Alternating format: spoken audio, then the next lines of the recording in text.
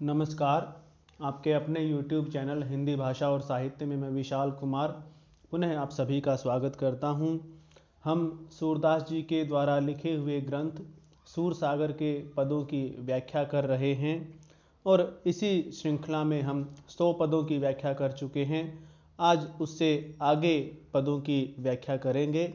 तो आइए पद संख्या 101 की व्याख्या करते हैं।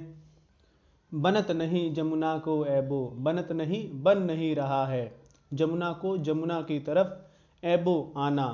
गोपियाँ कृष्ण से भयभीत हैं, या ये कहें कि कृष्ण की शरारतों से तंग आ गई हैं और इसलिए कह रही हैं कि यमुना की तरफ आते नहीं बनता है, अर्थात अब तो यमुना की तरफ आने में शंका होती है। सुंदर श्याम घाट पर ठाड़े, कहो कौन विधि जैबो, कि जो श्याम हैं, सुंदर श्री कृष्ण हैं, वह घाट पर यमुना के तट पर ठाड़े खड़े मिलते हैं। कहो कौन विधि जैबो, तुम ही बताओ कि हम किस प्रकार यमुना तट पर जाएं। कैसे बसन उतारी धरें हम, गोपियाँ कहती हैं कि हम यमुना में स्नान करने के लिए अपने वस्त्रों को उतार कर कैसे रखें, अर्थात वहाँ पर तो श्री कृष्ण मिलेंगे तो हम अपने वस्त्रों को उतार कर वहाँ पर कैसे रखें। कैसे जल ही समैबो, और हम अपने वस्त्र उतार कर कैसे उस जल में समैबो यानी समाहित हों, डुबकी लगाएं। नंद नंदन हमको देखेंगे कैसे करीजू अनहैबो। गोपियाँ कहती हैं कि वे श्री कृष्ण हमें उस निर्वस्त्र अवस्था में देख लेंगे तो हम निर्वस्त्र होकर यमुना नदी में अनहैबो नहाना, कि हम किस प्रकार से निर्वस्त्र होकर यमुना में नहाएं, क्योंकि श्री कृष्ण उस समय वहीं पर उपस्थित रहते हैं। चोली चीर हार ले बाजत, सो कैसे करी पैबो, कि वे कृष्ण तो हमारी चोली को, हमारे चीर वस्त्रों को, हमारे हार इत्यादि आभूषणों को लेकर चले जाते हैं, फिर हम उनको कैसे पैबो प्राप्त करेंगी। अंकन भरी भरी लेत सूर प्रभु, कालहीन इहि पथ ऐबो। सूरदास जी कहते हैं कि वे श्री कृष्ण तो हमें अंकन यानी अपनी गोद में भर लेते हैं, हमें अपने आलिंगन में बांध लेते हैं, और ये हमें बहुत ही संकोच, हमें इस बात पर बहुत ही लज्जा आती है, और इस कारण से काल ही कल हम इस पथ पर, इस मार्ग पर नहीं आएंगी। अब 102वें पद की व्याख्या करते हैं।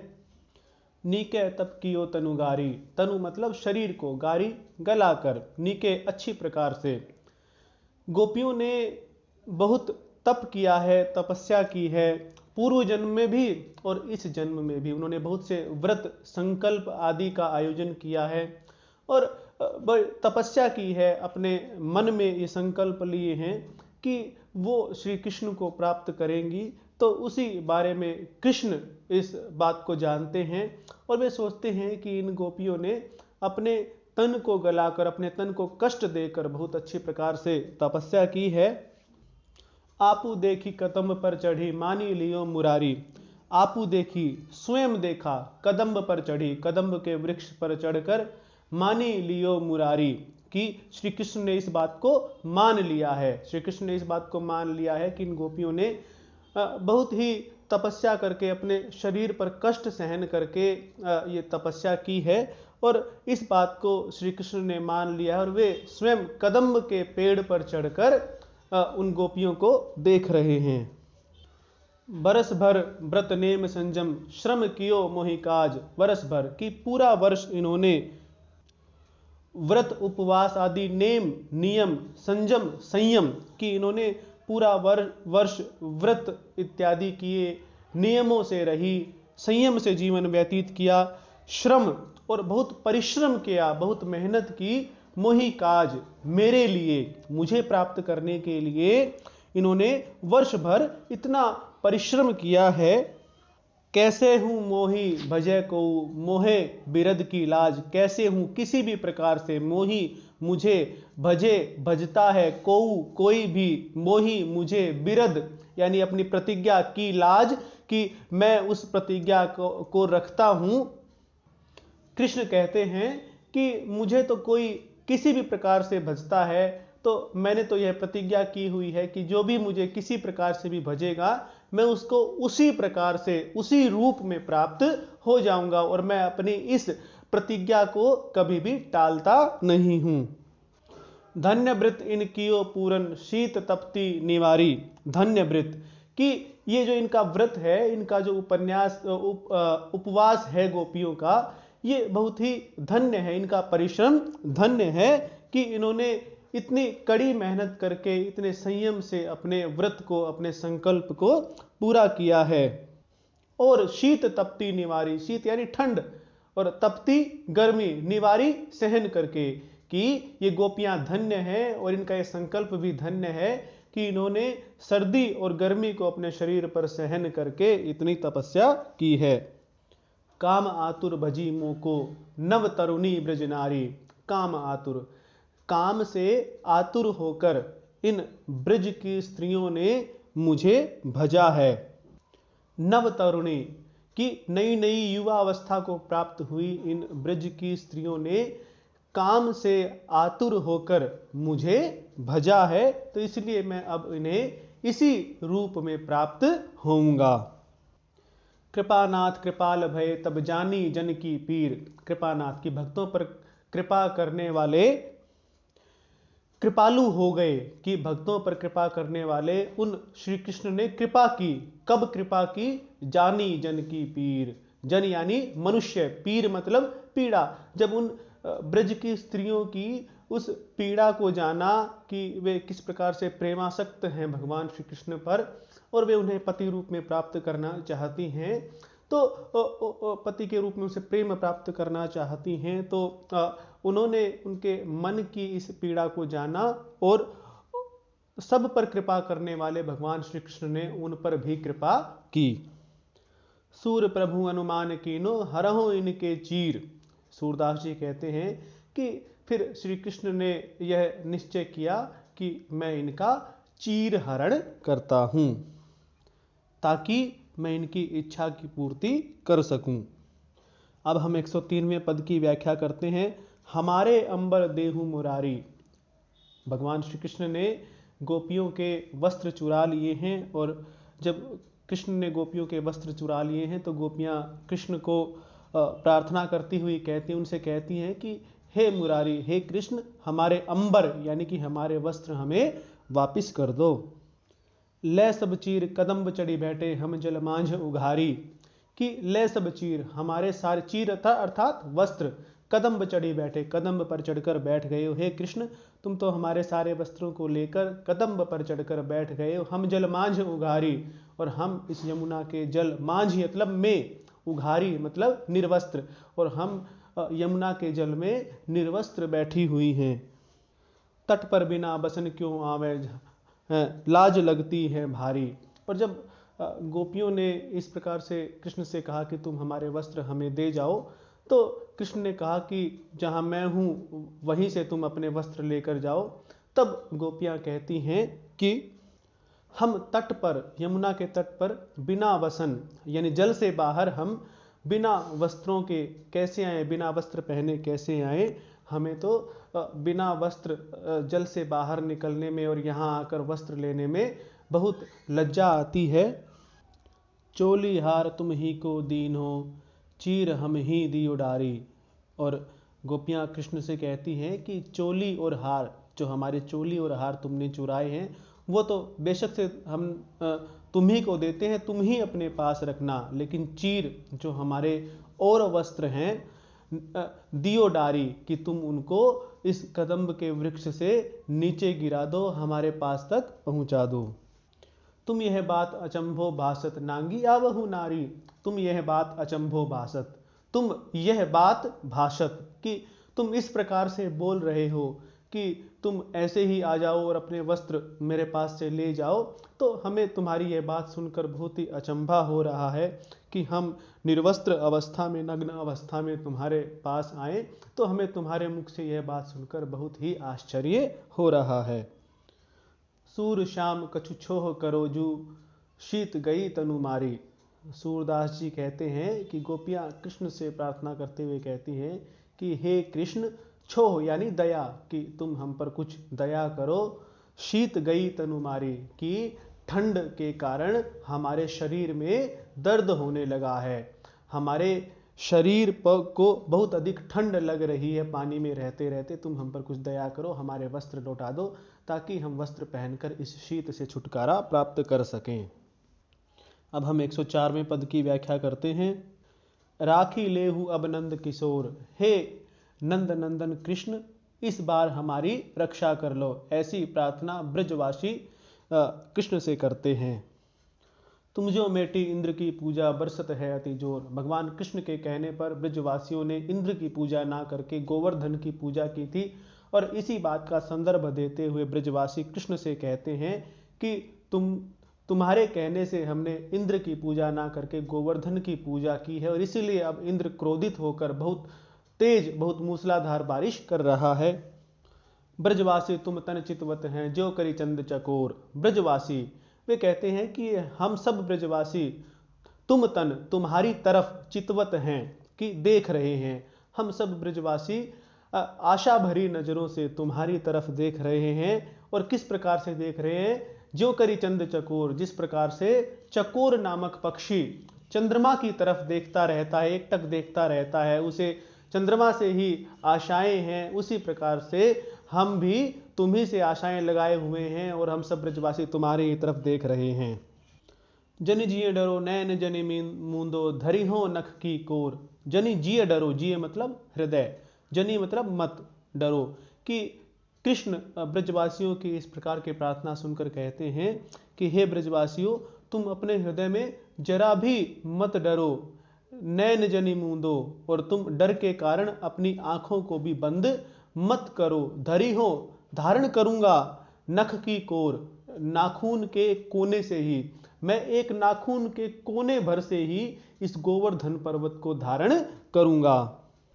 करि अभिमान इंद्र झरिलायो, करत घटा घन घोर, और ये कहते हैं कि इंद्र ने अभिमान में आकर, इंद्र ने घमंड में आकर इस प्रकार से मूसलाधार झड़ी लगाना, मतलब इस प्रकार से अत्यधिक बारिश करना प्रारंभ कर दिया है। करत घटा घन घोर, चारों तरफ बादल छाए हुए हैं और घोर गर्जना के साथ ये बादल इंद्र के घमंड के कारण ही, इंद्र घमंड में आकर ही इन बादलों को घेर कर ब्रज में इतनी अधिक वर्षा करवा रहा है। सूर श्याम कहियो तुमको राखो, आवे ना बूंद न आवे छोर, सूरदास जी कहते हैं कि वे कृष्ण ब्रजवासियों को सांत्वना धैर्य बंधाते हुए कहते हैं कि ये गोवर्धन पर्वत तुम्हारी अवश्य ही रक्षा करेंगे और तुम तक तो इंद्र की एक बूंद भी नहीं पहुंच पाएगी। अब हम 105वें पद की व्याख्या करते हैं। श्याम लियो गिरिराज उठाई, ऐसा कहकर भगवान कृष्ण ने गिरिराज यानी कि गोवर्धन पर्वत को उठा लिया। धीर धरो हरि कहत सबनी सो, गिरि गोवर्धन करत सहाई, धीर धरो धैर्य रखो, हरि कृष्ण कहत सबनी सो, सबको यही कह रहे हैं, कृष्ण सबको यही कह रहे हैं कि तुम धैर्य रखो, गिरि गोवर्धन करत सहाई, की ये जो पर्वतराज गोवर्धन है ये तुम सबकी सहायता अवश्य ही करेंगे। नंद गोप ग्वालिनी के आगे देव कहियो यह प्रकट सुनाई, नंद बाबा सभी ग्वाले और ग्वालिनों के आगे देव यानी भगवान कृष्ण ने प्रकट रूप में, स्पष्ट रूप में यह बात कही। काहे को व्याकुल भय डोलत, रक्षा करे देवता आई, कि तुम इस प्रकार से बेचैन होकर इधर उधर क्यों डोल रहे हो, बेचैन होकर इधर उधर क्यों घूम रहे हो, कि जिस देवता की तुमने पूजा की है, जिस गोवर्धन की तुमने पूजा की है, वह देवता स्वयं आकर तुम्हारी रक्षा करेगा। सत्य वचन गिरिदेव कहते हैं, कान ले ही मोही उचकाई, सत्य वचन बहुत सत्य बात गिरिदेव ये जो गोवर्धन देवता हैं कहते हैं, कह रहे हैं। गोवर्धन देवता ने स्वयं नंद बाबा, माता यशोदा, सभी गोप ग्वालों और कृष्ण को आकर ये बात कही थी कि मैं तुम्हारी रक्षा करूंगा। जब उन्होंने उसकी पूजा की थी, गोवर्धन महाराज की पूजा की थी, तब उन्होंने कहा था कि मैं तुम्हारी रक्षा करूंगा। तो अब उसी बात का संदर्भ देते हुए कृष्ण सभी ब्रजवासियों को कह रहे हैं कि जो ये बात गोवर्धन महाराज ने कही थी कि वे तुम्हारी रक्षा करेंगे, उन्होंने बहुत सत्य बात कही थी, सच बात कही थी। और उन्होंने अब मुझे भी कहा है कि तुम मुझे उठा लो उचकाई, कान्ह लेहु मोही उचकाई, कि अरे कान्हा, अरे कृष्ण, मोही मुझे उचकाई, उठा लो, तुम मुझे धारण कर लो, मैं तुम्हारी रक्षा करूंगा। सूरदास नारी नर ब्रज के, कहत धन्य तुम कुंवर कनाई। सूरदास जी कहते हैं कि ब्रज के नर और नारी, ब्रज के गोप और गोपी ये कहते हैं कि हे कुंवर कन्हाई, तुम तो धन्य हो। अब हम 106वें पद की व्याख्या करते हैं। जब ही बन मुरली श्रवण पड़ी, बन मुरली वन में बसती हुई मुरली, श्रवण यानी कानों में पड़ी, कि श्री कृष्ण वन में मुरली बजा रहे हैं और जब उस मुरली की ध्वनि गोपियों के कानों में पड़ी, चकित भई गोप कन्या सब काम धाम बिसरी, कि वे जितनी भी गोप कन्याएं थी, गोपियां थी, वे मुरली की ध्वनि को सुनकर आश्चर्यचकित हो गई और वे अपना सभी घर का काम धाम इत्यादि भूल गई। बिसरी मतलब भूल जाना। कुल मर्याद वेद की आज्ञा नेकहू नहीं डरी। कुल मर्याद, कुल की मर्यादा को, वेद की आज्ञा, वेद पुराणों इत्यादि में जो लिखा हुआ है, शास्त्रों में जो लिखा हुआ है, नेकहू जरा भी नहीं डरी, कि ना तो वे कुल की मर्यादा से भी जरा भी डरी और ना ही वे वेद शास्त्रों में जो नियम लिखे हुए हैं कि इस प्रकार से कुल की ललनाओं को रात को बिना किसी कार्य के बाहर नहीं जाना चाहिए, शास्त्रों के उस आज्ञा से भी वे जरा भी नहीं डरी। श्याम सिंधु सरिता ललनागन जल की ढर निढरी। श्याम सिंधु, कि वे श्याम, वे कृष्ण तो सिंधु के समान है, सागर के समान है। सरिता ललनागन, सरिता नदी, ललनागण यानी कि ब्रज की नारियां, ललनाएं, कि और वे जो ललनाएं हैं वे ब्रज की गोपियां हैं, वे नदी के समान हैं। जल की ढरनी ढरी, कि जिस प्रकार से जल ढल जाता है यानी जल ढुलक जाता है, उसी प्रकार से वे भी ढुलक गई। कहने का अर्थ ये है कि जिस प्रकार से नदियां अंत में जाकर सागर में मिलती हैं, इसी प्रकार से वे गोपी रूपी नदियां भी कृष्ण रूपी समुद्र में जाकर मिल गई। उस नदियों के जल की भांति ही वे भी कृष्ण रूपी समुद्र के जल से जाकर मिल गई। अंग मर्दन करीबे को लागो उबटन तेल धरी। अंग मर्दन यानी कि अंगों पर मालिश, करीबे को लागो कि करने के लिए तैयार हुई थी, करने लग गई थी। तेल उपटन धरी, तेल और उपटन इत्यादि पास में रखकर वे जो अपने अंगों पर मालिश करना शुरू कर चुकी थी, वे उस कार्य को अधूरा ही छोड़कर कृष्ण की मुरली सुनकर उस मुरली की ध्वनि की तरफ ही चल पड़ी। जो जिहि भांति चली सो तैसे ही निशिबन को झुकरी। जो जिहि भांति, जो जिस प्रकार से थी, चली सो तैसे ही, वो वैसे ही चल पड़ी। निशि बन को झुकरी, निशि रात, वन को, कि जो जिस भांति जिस अवस्था में अपने घर में बैठी थी, वो उसी अवस्था में वन की तरफ, रात्रि में, अर्धरात्रि में वन की तरफ चल पड़ी, क्योंकि अर्धरात्रि में कृष्ण ने बंसरी बजाई है और उसकी बांसुरी की मधुर ध्वनि को सुनकर गोपियां उस ध्वनि की तरफ ही चल पड़ी हैं। सुतपति नेह भवन जन शंका लज्जा नाहि करी।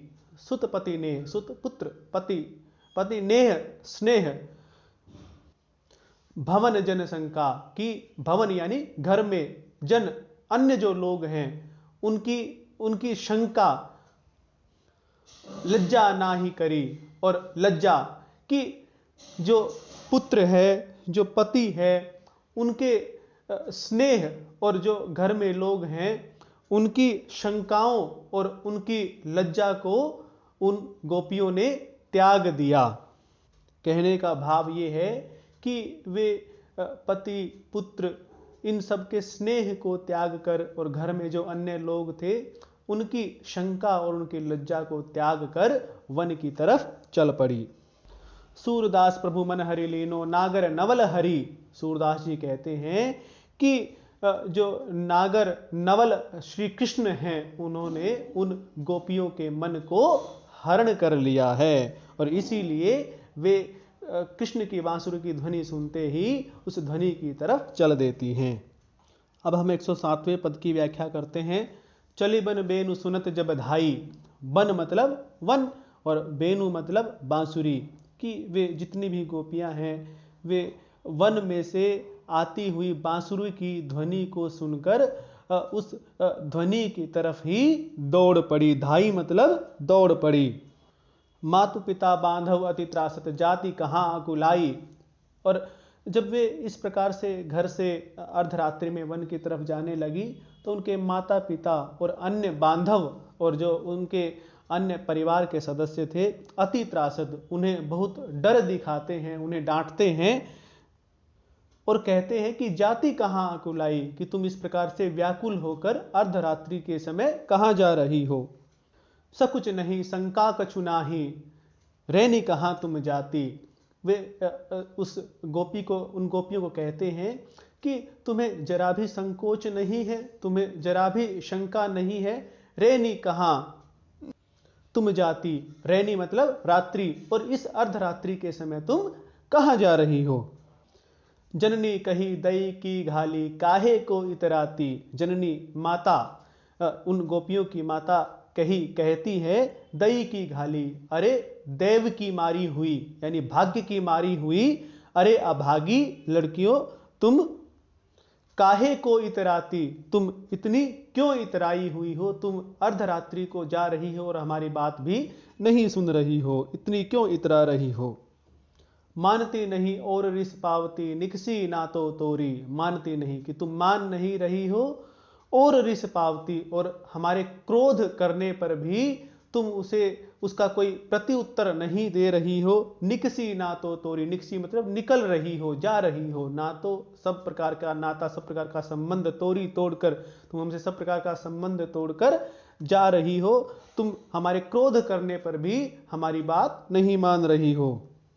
जैसे जल प्रवाह भादों को सो को सके बहोरी, जैसे जल प्रवाह भादों को, जिस प्रकार से भाद्रपद मास के जल का प्रवाह, देखिए भाद्रपद बारिश का महीना होता है और उस महीने में बहुत अधिक बारिश होती है, और जब बारिश होती है तो जो जल का प्रवाह होता है उस जल प्रवाह को रोकना बहुत ही कठिन होता है, ये कहिए कि असंभव होता है। तो उसी बात का संदर्भ देते हुए सूरदास जी कहते हैं कि जिस प्रकार से भाद्रपद मास के जल का प्रवाह होता है और उसको कोई बहोरी, यानी उसको कोई रोक नहीं सकता है, सो को सके बहोरी, कि उसे कौन रोक सकता है, तो उसी प्रकार से ये गोपियां भी उस भाद्रपद के जल प्रवाह के समान ही नहीं रुक रही हैं, इनको भी कोई रोक नहीं पा रहा है। जो भुवंगम केचुरी त्यागत मात पिता यों त्यागे, कि भुवंगम यानी सर्प, और सर्प की केचुली होती है, वह अपनी केचुली बदलता रहता है, केचुली छोड़ता रहता है, और एक बार जब केचुली बदल देता है तो फिर वह दोबारा से उस केचुली में नहीं आता। तो यही बात कही गई है कि जिस प्रकार से सर्प अपनी केचुली को त्याग देता है, उसी प्रकार से उन गोपियों ने अपने माता पिता को त्याग दिया। सूर श्याम के हाथ भिकानी अली अंबुज अनुरागे, सूरदास जी कहते हैं श्याम के हाथ भिकानी, ये गोपियां तो श्याम के हाथ बिक गई हैं। अली अंबुज अनुरागे, अली यानी भवरा, अंबुज यानी कमल, की अनुरागे यानी अनुरक्त, जिस प्रकार से कोई भंवरा कमल पर अनुरक्त हो जाता है, कमल पर आसक्त हो जाता है, उसी प्रकार से ये गोपियां भी कृष्ण पर आसक्त हो गई हैं। अब हम 108वें पद की व्याख्या करते हैं। मातु पिता तुम्हारे धो नाही, अब गोपियां कृष्ण के पास पहुंच गई हैं और कृष्ण उन गोपियों को संबोधित करते हुए कहते हैं कि अरे गोपियों, तुम अर्धरात्रि को यहाँ आ गई हो, मातु पिता तुम्हारे धो नाही, क्या तुम्हारे घर में माता पिता नहीं है। कहने का भाव यही है कि तुम इस प्रकार से बिना रोक टोक के आ गई हो, क्या तुम्हारे माता पिता ने तुम्हें रोका नहीं। बारंबार कमल दल लोचन, यह कहीं कहीं पछता ही, कि बारंबार कमल दल लोचन, कमल के पत्ते के समान सुंदर आंखों वाले उन भगवान कृष्ण ने बार बार गोपियों को यही कहा और बार बार कहीं कहीं पछतानी, और इस प्रकार से वह कह कर पश्चाताप कर रहे हैं कि ये गोपियां बांसुरी की ध्वनि सुनकर अर्धरात्रि को माता पिता की आज्ञा की अवहेलना करके यहाँ वन में आ गई हैं। उनके लाज नहीं बन तुमको आवत दीन ही राती, उनके लाज नहीं, कि क्या उनको उनके घर में कोई मर्यादा नहीं है, उनकी कोई लाज नहीं है, उनका कोई सम्मान नहीं है। वन आवत तुम दीन ही राती, कि उन्होंने तुमको इस रात में, अर्धरात्रि में वन में आने दिया, क्या उनको इस बात की लज्जा नहीं है। सब सुंदरी सबे नव जोवन निठुरे अहिर की जाति, कि तुम सब सुंदर भी हो, सबे नवजोवन, कि तुम सभी ने युवावस्था को भी प्राप्त हुई हो। निठुरे अहिर की जाति, निठुर निष्ठुर, क्या अहीरों की जाति, क्या अहीर इतने निष्ठुर हो गए हैं कि जो उनकी सुंदर सुंदर और नव युवा जो युवतियां उनके घर में हैं, उनको वे इस प्रकार से अर्धरात्रि को बाहर जाने की आज्ञा दे देते हैं। कि तुम कही आई कि ऐसे ही कीन्ही कैसी रीति, कि वो कहते कि तुम कही आई, क्या तुम अपने माता पिता से, अपने परिवार के सदस्यों से कहकर आई हो कि ऐसे ही कीन्ही कैसी रीति, या फिर तुमने जो ये एक अलग सी एक रीति, अलग सा कार्य किया है, एक जो परंपरा के विरुद्ध कार्य किया है, क्या तुम बिना कहे ही ऐसे ही आ गई हो। मुझे ये बताओ कि क्या तुम अपने माता पिता को कहकर आ गई हो, या तुम बिना कहे ही ऐसे ही आ गई हो और ये परंपरा विरुद्ध कार्य तुमने किया है। सूर तुम ही यह नहीं बूझिए करी ये बड़ी विपरीति, सूरदास जी कहते हैं तुम्हें यह नहीं बूझिए, बूझिए मतलब जानना, कि अरे गोपियों तुम यह नहीं जानती कि करी बड़ी विपरीति, कि तुमने यह बहुत ही विपरीत कार्य किया है, बहुत ही गलत कार्य किया है। अब हम 109वें पद की व्याख्या करते हैं। मानो माई घन घन अंतरदामिनी।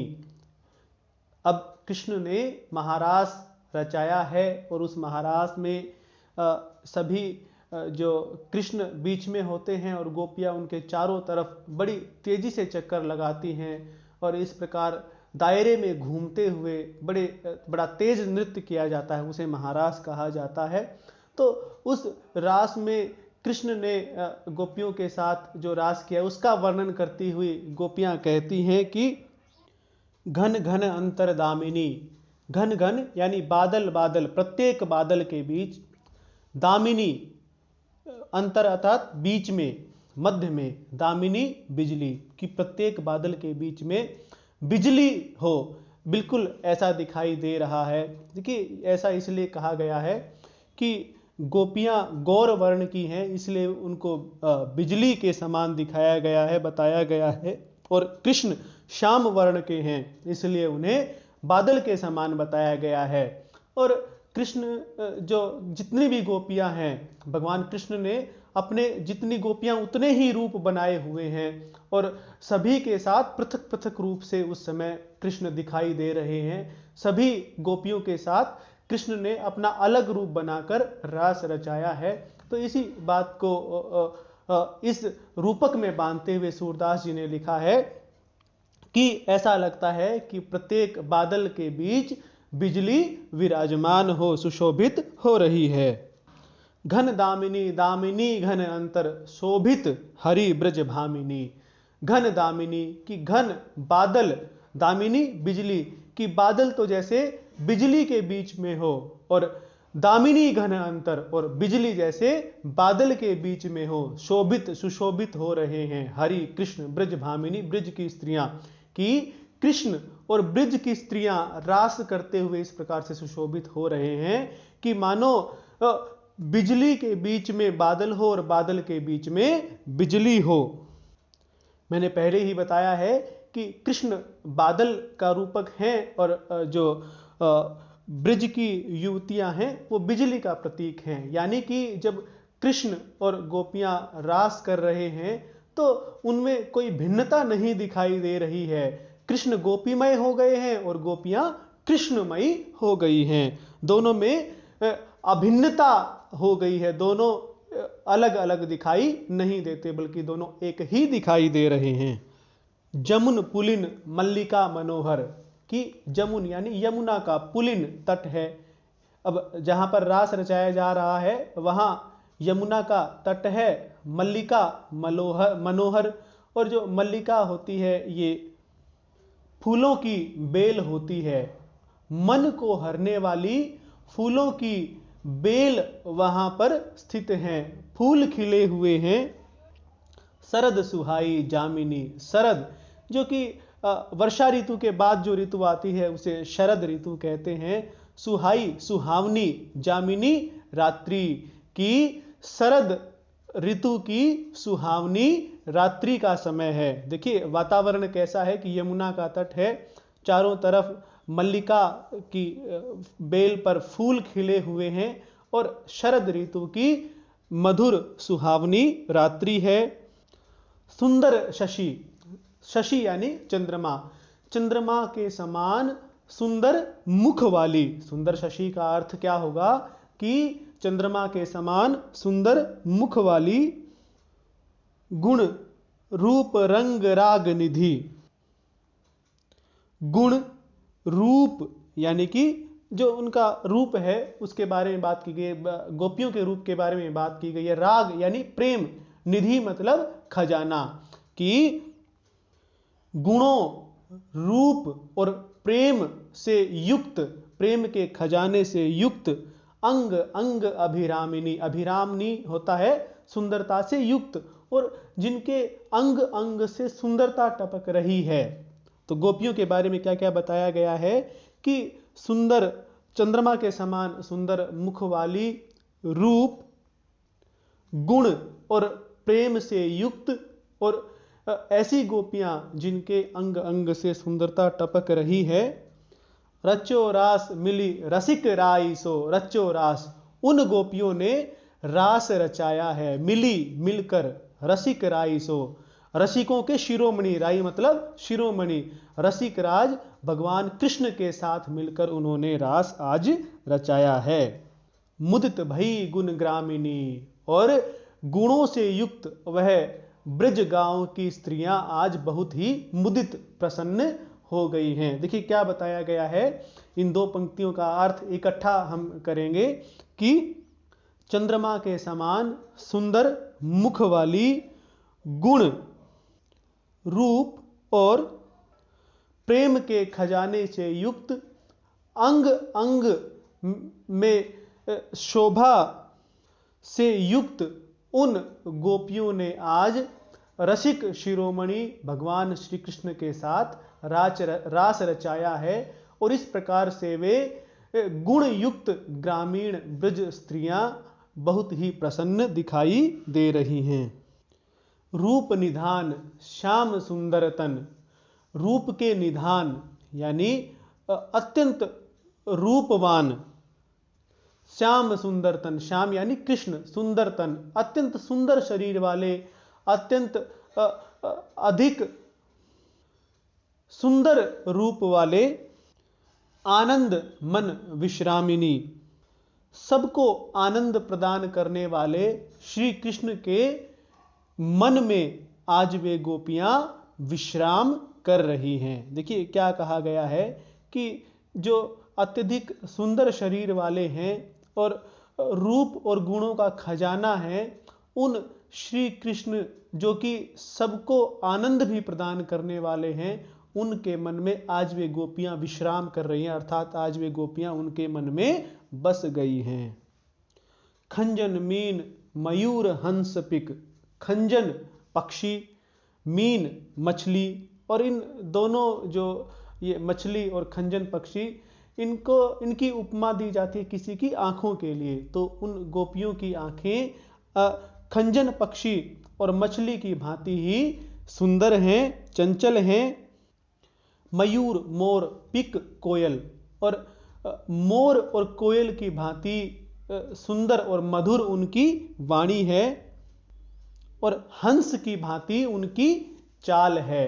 भाई भेद गजगामिनी, भेद मतलब अंतर हो गया है, कि गजगामिनी कि गज की तरह, हाथी की तरह चाल हो गई है। देखिए कहा यह गया है कि जो गोपियां हैं उनकी आंखें खंजन पक्षी और मछली की भांति सुंदर हैं, उन गोपियों की वाणी मोर और कोयल की वाणी की भांति मधुर है, उनकी चाल हंस की भांति सुंदर है, लेकिन आज रास रचाने के बाद उनकी चाल में इतनी मस्ती आ गई है कि उनकी चाल आज हंस के समान न होकर उनकी चाल मदमस्त हाथी के समान हो गई है। गजगामिनी की हाथी की चाल के समान उनकी चाल में आनंद और मस्ती दिखाई दे रही है।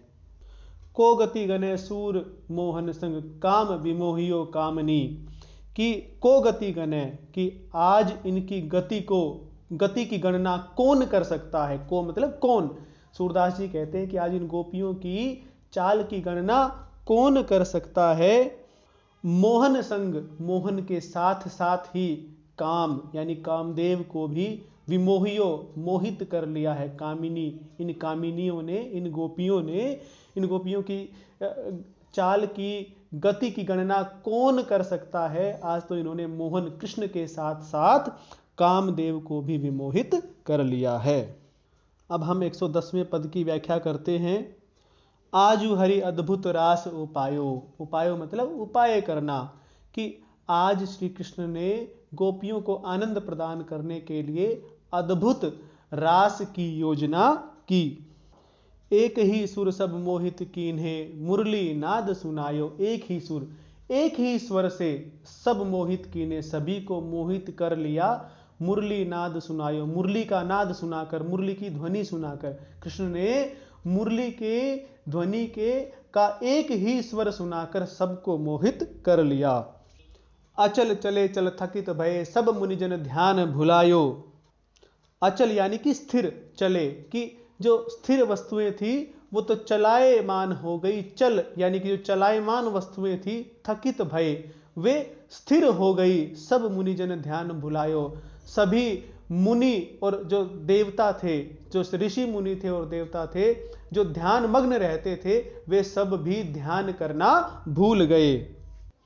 चंचल पवन थक्यो नहीं डोलत, जमुना उल्टी बहायो। चंचल पवन, कि जो पवन हमेशा चंचल रहती है, चलती रहती है, थक्यो नहीं डोलत, वह भी रुक गई है। थक्यो रुक गई है, नहीं डोलत अब वह चल नहीं रही है। जमुना उल्टी बहायो, और यमुना भी आगे की तरफ बहना छोड़कर पीछे की तरफ विपरीत दिशा में बहने लग गई है।